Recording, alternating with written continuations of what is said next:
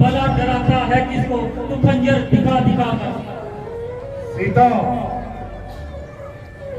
तू फूल है मगर तुझ में भू नहीं। तू विद्वान है लेकिन तुझ में इंसानियत की खू नहीं। तेरे पहलू में दिल नहीं बल्कि एक पत्थर का टुकड़ा रखा है। हाँ हाँ, वह पत्थर का टुकड़ा मुबारक है मुझे तेरे जैसे हजार तस्वीर से, जिसमें लूट खून की जगह विष भरा हुआ है। शोक तेरे पहलू में भी एक पत्थर का टुकड़ा रख दिया जाता और तू इतना बुद्धिमान होने के बावजूद अधर्मी ना कहलाता। बस बस का मत लगाओ, जरा अपनी जुबान को थाम। मैंने अपनी जुबान को बहुत संभाला और ऐसा कोई शब्द मुख से ना निकाला। जो तूने कहा मैंने ठंडे दिल से सहा, जो कुछ तूने किया मैंने बड़े रिश्ते खून की तरह दिया। मगर कब तक और कहां तक? सहन करने की भी एक सीमा होती है। तेरे जैसे कपटी और कामी आदमी से जब तक सख्ती से कलाम न किया जाए तो उसे सुधरने की आशा रखना बिल्कुल बेफायदा है। सीता, मैं जिस कार्य को करना नहीं चाहता उसके लिए मुझे मजबूर कर रही है।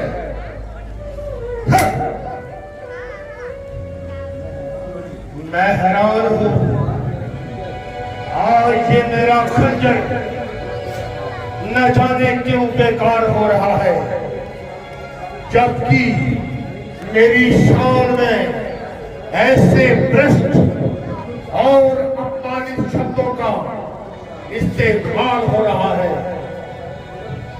एक साधारण सी औरत और इसकी ये हिमाकत, इधर मैं और ये शहर की ताकत। मेरा खंजर तो जिसकी ओर झुका उसके प्राण लिए बगैर कदापि न रुका।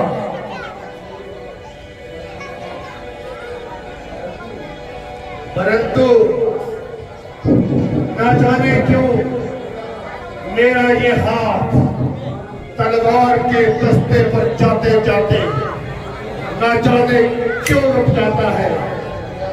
जो मेरा दिल खुद ब खुद कांप जाता है और ऐसा लगता है जैसे सीने पर सांप लौट जाता है। औरत तो औरत, बड़े बड़े वीर पुरुषों में भी इस कदर जुर्रत न हो सकी और किसी की जुबान में इस कदर जुर्रत न हो सकी। इस समय भी मेरे महलों में स्त्रियों की एक बड़ी तादाद है और ये भी मुझे अच्छी तरह याद है कि उनमें से सिवाय चंदे के सब की सब इसी तरह आई है, ना कि मैंने सेहरे बांध कर ब्याही है। किसी को लालच देकर फुसलाया तो किसी को जबरदस्ती उठाया। कोई मेरे ऐश्वर्य को देखकर कायल हो गई तो कोई मेरे रूप और यौवन को देखकर घायल हो गई।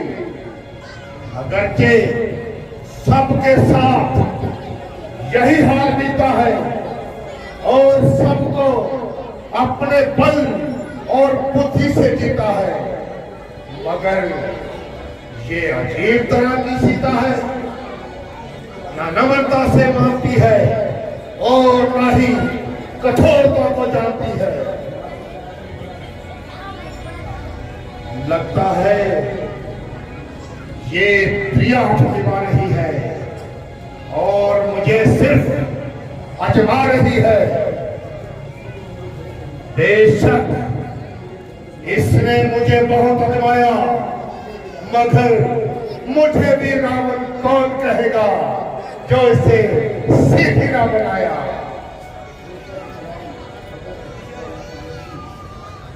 थोड़ी देर के लिए इसकी मोहब्बत का ध्यान अपने दिल से निकालकर और कुछ ऐसे उपाय इस्तेमाल कर जिससे तंग आकर ये तेरा कहना मंजूर करे, फिर तू इनकार करे और ये तुझे शादी के लिए मजबूर करे। ओ अभागी और अज्ञान स्त्री, मालूम होता है कि मौत तेरे सर पर मंडरा रही है, जो बार बार कैंची की तरह अपनी जुबान चला रही है। और निर्लज, ओ पापी आत्मा,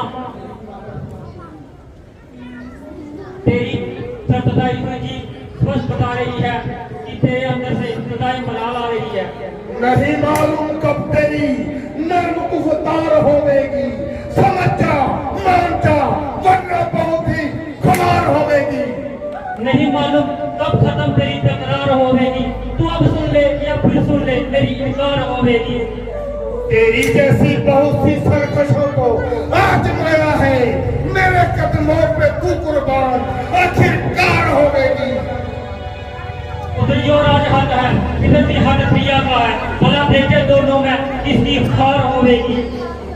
तू जिद कर ले या हद कर ले, मगर एक दिन जरूरी है, तुझा रावण की तेरे इस गले का हार होवेगी। दो ही चीजें लग सकती सिया की गर्दन से, तुझा रघुवीर की होवेगी या तेरी तलवार होवेगी। ये निश्चय है मुझे नंगी से, तू हर किस न मानेगी, मेरे खंजर से ही हरी मक्कार होवेगी। प्रतिबता नहीं हो, जो आ गई हो जाल में तेरे, ऐसे गिरी पड़ी कहाँ बदकार होवेगी। इसी ने बेहतरी है, मान लिया भी मेरा कहना, नहीं तो शीघ्र ही रुसवा सरे बाजार होवेगी। जुल्म करता है अपना जानकर तू जिस कदर मुझ पर, कई दिन में तेरी पड़ी नैया बीच मजदार होवेगी। सीता, यद्यपि मैं तेरे कठोर से कठोर शब्दों को सहता हूं, परंतु विश्वास रख, फिर भी तेरी बेहतरी और भलाई में रहता हूं, और जो कुछ कहता हूं तेरे भले की कहता हूं। कर चुका हूं प्रेम की विनती हजारों बार में, प्रेम की बातों को तू होती है क्यों तकरार में। आयो निर्लज, यदि कोई लज्जा वाला होता तो इतना सुनकर कहीं डूब मरता और किसी को जीवित अपनी शक्ल ना दिखाता। मालूम नहीं परमेश्वर ने तुम्हें किस मिट्टी से बनाया है, शर्म और हया तुझसे कोसों दूर भगाया है। आयो पापी, आखिर तू मेरी बहु बेटियों वाला है या किसी ने ऐसे गिरा पड़ा ही उठाना है। ओ काल की मरासी, जरा अपनी जुबान को ले, अब मैं तेरा काम तमाम करता हूँ और सदा के लिए तुझे गुमनाम करता हूँ। ठहरिए, ये आप क्या कर रहे हैं महाराज? एक चांदी से काम लीजिए, एक स्त्री पर हाथ उठाना शोभा के खिलाफ है। विचार तो यही था कि जब तक इसकी हवा मस्तक से ना निकालता, तब तक म्यान को तलवार को म्यान में डालता, मगर तुम्हारे कहने से अपने इरादे को बदल देता हूँ और 2 मास का अवकाश और देता हूँ। या तो इसी अवधि में ये मेरा कहना मान लेगी, नहीं तो 2 मास के बाद यही तलवार इसके प्राण लेगी। जो कुछ तुझे 2 महीने बाद करना है मैं आज ही कर ले, क्योंकि 2 महीने बाद ही मेरा यही जवाब रहेगा और तेरे लिए इसमें वर्ष का इंतजार व्यर्थ रहेगा। संभव है आज तुझे आज ही तो बदले और तेरे मन की इच्छा मन नहीं रह जाए। मेरे समझाने से तो बात बढ़ती है और जो मैं इसको समझाता हूँ इसकी जिद और चलती है। तो मेरी गैर हाजिरी में इसे कुछ समझाना, कुछ लालच और भय दिखाना, किंतु ध्यान रहे जायदाद करोड़ों को काम में ना लाना। योग्य महाराज, मैं ऐसे समझाऊंगी और बहक उठाकर आपके पास लाऊंगी। यदि तुम मेरा ये काम बनाओगी तो मुंह मांगा इनाम पाओगी। महाराज की क्या शाबाश शाबाश। सबसे धन्यवाद जय महावीर हनुमान, जय महावीर हनुमान, जय महावीर हनुमान, जय महावीर हनुमान। हनुमान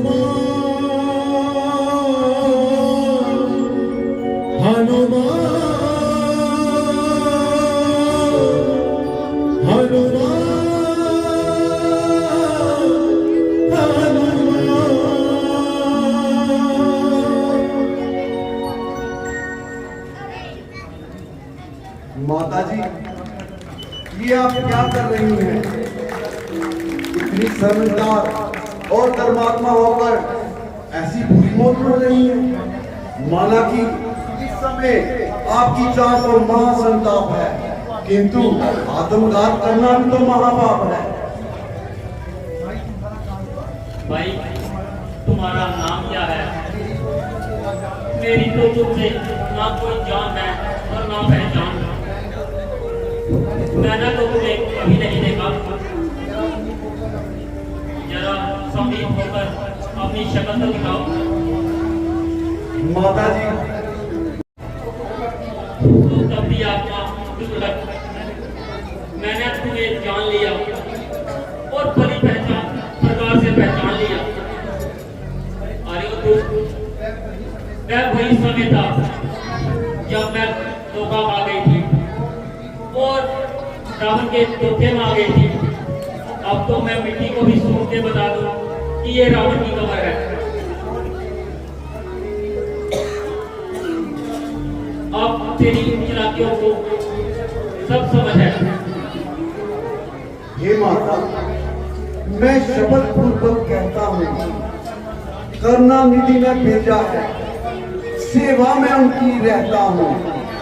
कहते हैं हनुमान मुझको सुधि लेने ही मैं आया हूँ। विश्वास आपको हो जाए इसलिए अंगूठी लाया हूँ।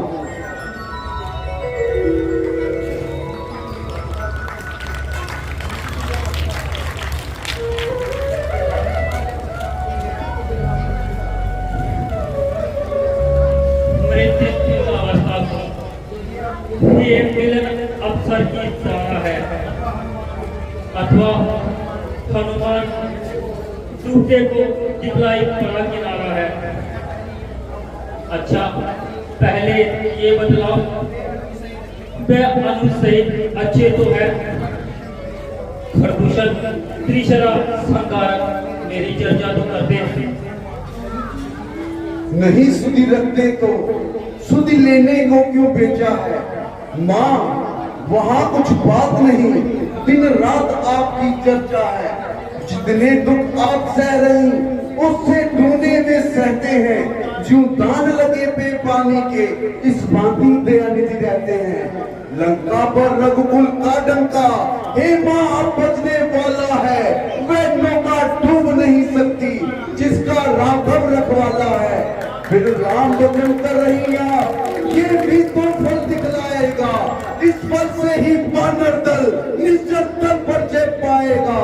माँ, दिनकर जिस समय उदय होता फिर में नहीं रह पाता है। विंध्याचल जब हिलने लगता ऊपर तक भी थर्राता है। माँ, आज्ञा नहीं है नाथ की, अन्यथा ये दास दिखला जाता। लंका को क्षण में चौपड़ कर मैं तुमको अभी ले जाता। रहो अनुचर बेटा। हे माता, अब है विनय के, यद्यपि हृदय कुछ जगता है, फिर भी मुख खोल रहे माँ से बालक का जन्म चलता है। छाप भी बढ़ती जाती है, रखवाली पर जो माली है उनका कुछ भय नहीं मुझे। जब दया दृष्टि माँ की हो सुख का हर संशय नहीं मुझे।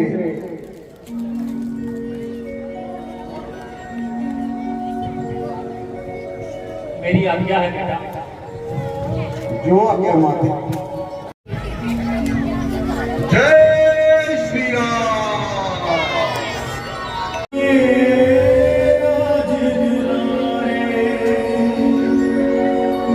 तेरी कृपा से हो जाए मानव निर्बल भी बलवान। जय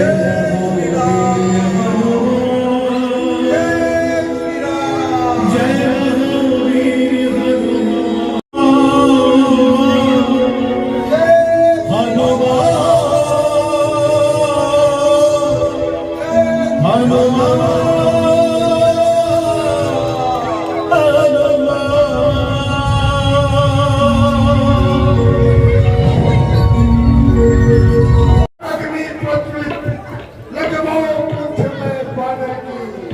जब जली पूंछ से जाएगा तो अपने स्वामी को भड़का। इसकी पूंछ को आग लगा दो, फिर स्वामी को खड़ा छोड़ दो। तुझका लगा कर लाल हूँ मैं, जिसके अधीन है शक्ति मेरी, उस महाशक्ति का लाल हूँ मैं। ईश्वर की माया अद्भुत है, भगवान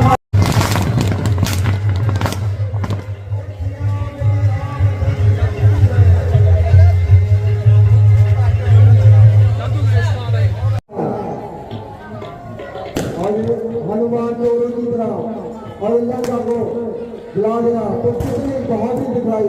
आखिर चोरों की तरह बहुत तरह उसने अपनी जान बचाई। मेरे वजीर मदद भी तब से मेरे हृदय को बड़ा कलेश हो रहा है और इस समय यही प्रश्न दरपेश हो रहा है कि जिसके एक टूट में इस भौतिक देश है तो इस प्रकार की सेना उसके यहाँ और भी बहुत गई है। ये और लज्जा की जगह है। इस प्रकार फैसले पुरुषों में एक साधारण व्यक्ति इस भाव की निकल जाए और कोई जीवन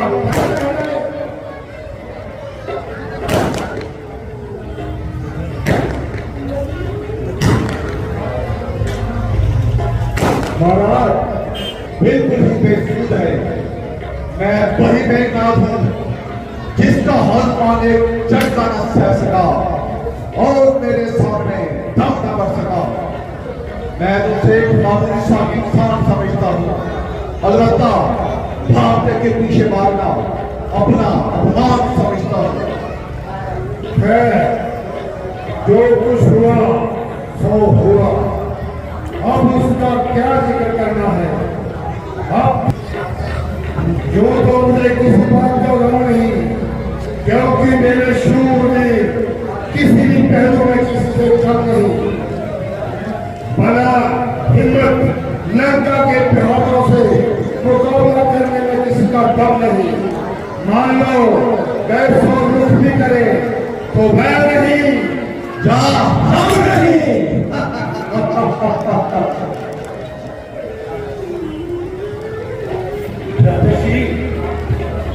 आपकी ये तमाम समस्या से इसलिए मेरी तरफ से बार-बार यही ताकीद है कि जिस तरह से भी हो सके इस बला को अपने सर से निकाले और इस अपने खून पुराने वाली बलवानी को बुझा दे।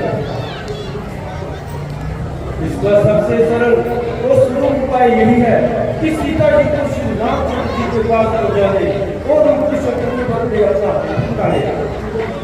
बस बस चुप हो जाइए।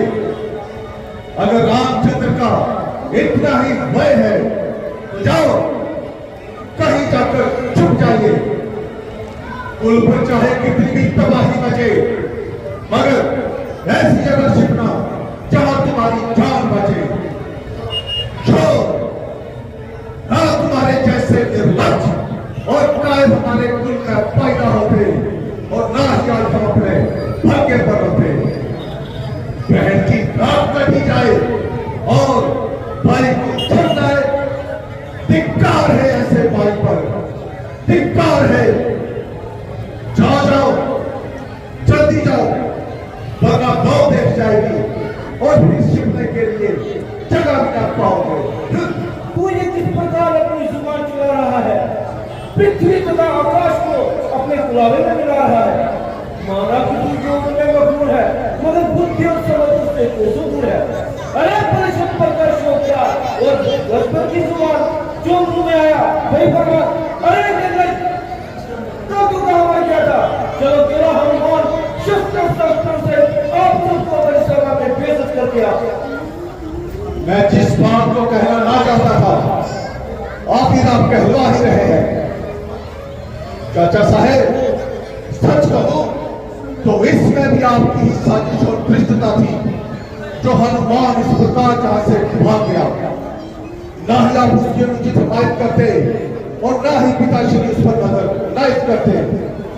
जब से हनुमान जहां से भाग गया, मानो तुम्हारा तो भाग्य ही जा गया। मन की मुराद मिली और दिल की कली खिली। चाचा साहेब, मेरा दावा है कि हमारे साथ आपकी सहानुभूति केवल एक लोक दिखावा है, अन्यथा गुप्त रूप से रामचंद्र के साथ आपकी मिली चलती है। इसलिए तुम्हारे जैसे देश और कुलद्रोही पर किसी भी प्रकार का विश्वास करना और आदर्य की गलती है। जो जिसने तुम्हारी बहन की दुर्गति की, और तुम उसी का ही पक्ष समर्थन करो। अगर जरा सी भी शर्म है तो जाओ चुल्लू पर पानी में डूब मरो। मुझे किस प्रकार पूरे दरबार में बेइज्जत कर रहा है? निस्संदेह जो ये कह रहा है बिल्कुल दुरुस्त कह रहा है कि आप इसका अनुचित पक्ष लेकर इस चीज पीठ को दबा रहे हैं और मुझको बड़े दरबार में कुछ गुरबार ठहरा रहे हैं। अरे निर्लज, यदि मैं इसका पक्ष भी लेता हूं तो शत्रु का वफादार तो नहीं और तेरी तरह मुल्की तथा कौमी गद्दार तो नहीं। निस्संदेह तेरी शत्रु के साथ गहरी साझबाज है, इसलिए हमारी हर एक बात तेरे लिए काबिल एतराज है। और जब मैंने उसका वध करना चाहा, तुम बीच में आ गया। अब मेघनाथ ने उसके विरुद्ध युद्ध की सलाह दी तो तू उसके पीछे पड़ गया। जरा कोई उसके विरुद्ध बोलता है, तू झट से उसकी जवाब को तोड़ता है। मैं हैरान हूं कि अकारण ही तू मेरे से इस कदर क्यों बरसता है, जो मेरी बर्बादी पर कब्र कसता है। दादाश्री, ये देश से आपका जान निकाल और आपके पसीने के बदले अपना रक्त बहाने को तैयार है। लेकिन इस आने वाली खराबी को लेकर जरूर अखबार वो आप से रहे हैं जिस प्रयोजन सुखीलाल को से रहे हैं। एक स्त्री भूख पर आई, दूसरे लिए स्त्री दूसरे पर आई, परंतु उनके दिल में ऐसी क्या समाई जो उन्होंने अकारण ही फ्रूट करना की नाक उड़ाई। अरे बेहया, अब फिर तुझे शर्म नहीं कि तेरी निस्बत चारों ओर से किस कदर नाराजगी का इजहार है और हर तरफ से तेरे लिए लानत और गिरफ्त की बौछार है। मेरा एक प्रत्येक वीर मरने मारने को तैयार है, केवल तेरी ओर से इनकार है, जिससे स्पष्ट है कि तू उनका खुला तरफदार है, कौमी गद्दार है, पल्ले तच्चे का मक्कार है, लानत है, फटकार है, तेरे जीवन पर भी धिक्कार है। दादाश्री, जैसे आप खुद परामर्श हैं, ऐसे आपके तमाम सभा सदस्य शांति और चापलूस है। इस सब के लिए अवश्य आपकी मां में मान रहे हैं, परंतु बस करने आपको उल्टे बाल पर ले जा रहे हैं और अमृत के धोखे में आपको विष पिला रहे हैं। मेरे कहने का केवल ये अभिप्राय नहीं है। यहाँ से दूर हो जाओ और मेरी आंखों से दूर हो जाओ। तेरे प्राणों की रक्षा इसी में है कि तुम यहाँ से निकल जाओ। मैं तेरे बहन के अस्तित्व पर हाथ डाले और तुझे शहर बनाए, खानो दुश्मन सेना समेत मार जाए और तेरा खून जोश में खाए। अरे मिलच, ऐसी बेहयाई की जिंदगी से अच्छा था कि कुछ खाकर सो जाता ताकि तेरा खात्मा हो जाता, मगर मैं तेरे जैसा बेशर्म नहीं और अपने माँ जाए भाई का फल करना मेरा फल नहीं। अब उतर आया है कि निजता के काम पर तू है, तेरी कीर्ति पर तू है, तेरे नाम पर क्या हालत तेरी। चल निकल जाओ, तू रख तेरी। सिपाहियों, इस पार्टी को मेरी नजरों से दूर कर दो और लंका की सीमा के पार छोड़ दो। इसके साथ कोई ज्यादा बात नहीं जाओगे।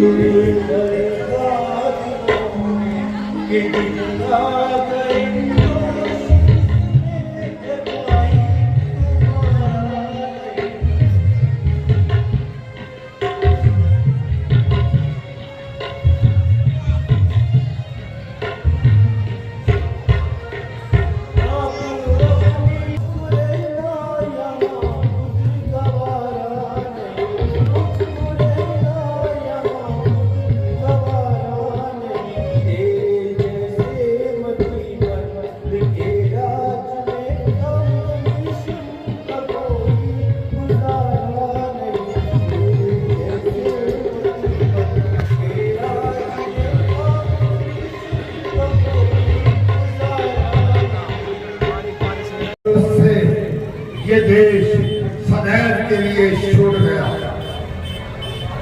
यहाँ तक मेरा अनुमान है वह राम के पास जाएगा और मुझे हानि पहुंचाने के निमित्त उपाय बनाएगा।